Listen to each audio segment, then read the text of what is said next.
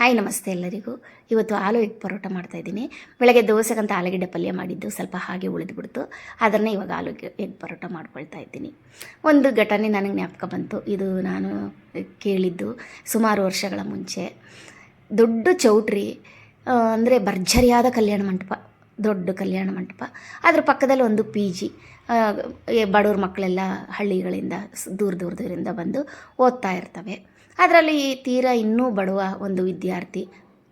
ಆ ಮಗ ಅವರಪ್ಪ ಅಮ್ಮ ಹಳ್ಳೀಲಿ ಕೂಲಿ ಕೆಲಸ ಮಾಡಿ ದುಡ್ಡು ಕಳಿಸ್ತಾ ಇರ್ತಾರೆ. ಆ ಮಗು ಕಳಿಸೋದ್ರಲ್ಲೇ ಮ್ಯಾನೇಜ್ ಮಾಡ್ಕೊಳ್ತಾ ಇರುತ್ತೆ.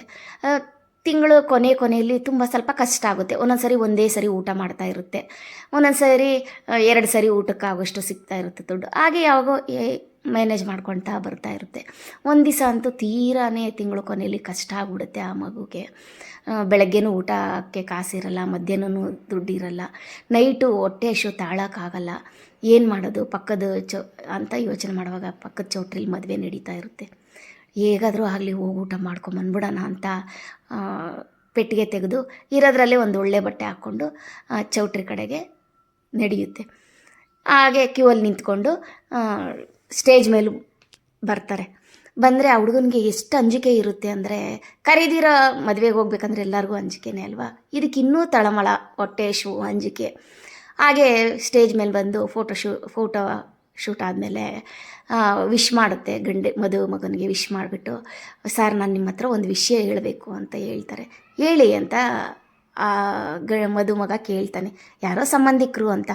ಸರ್ ನಾನು ನಿಮ್ಮ ಕಡೆಯವರಲ್ಲ, ಮತ್ತು ಹುಡುಗಿ ಕಡೆಯವರು ಅಲ್ಲ. ನಾನು ಈ ಥರ ಪಕ್ಕದ PGಲಿ ಓದ್ತಾ ಇದ್ದೀನಿ, ತುಂಬ ಹೊಟ್ಟೆ ಹಸಿವಾಯಿತು ಅಂತ ಊಟಕ್ಕೆ ಬಂದೆ ಸರ್. ನೀವು ಪರ್ಮಿಷನ್ ಕೊಟ್ಟರೆ ಊಟ ಮಾಡ್ಕೊಂಡು ಹೋಗ್ತೀನಿ ಅಂತ ಹೇಳ್ತು. ಆಗ ಮದುಮಗನ ಕಣ್ಣು ತುಂಬ ನೀರು ತುಂಬ್ಕೊಂಡ್ಬಿಡ್ತು. ಆಗ ಮದುಮಗ ಹೇಳ್ತಾನೆ, ದಯವಿಟ್ಟು ನೀವು ನನ್ನ ಕಡೆಯವನು ಅಂತ ಹೇಳಿ ಹೋಗಿ ಕೂತ್ಕೊಂಡು ಹೊಟ್ಟೆ ತುಂಬ ಊಟ ಮಾಡಿ, ನೀವು ನಮ್ಮ ಕಡೆಯವರು, ಹಾಗೆ ನಿಮ್ಮ ಫ್ರೆಂಡ್ಸ್ಗೆಲ್ಲ ಪ್ಯಾಕ್ ಮಾಡ್ಕೊಂಡು ತೊಗೊಂಡೋಗಿ, ನಾನು ಹೇಳ್ತೀನಿ ಅಂತ ಹೇಳಿದ್ರು.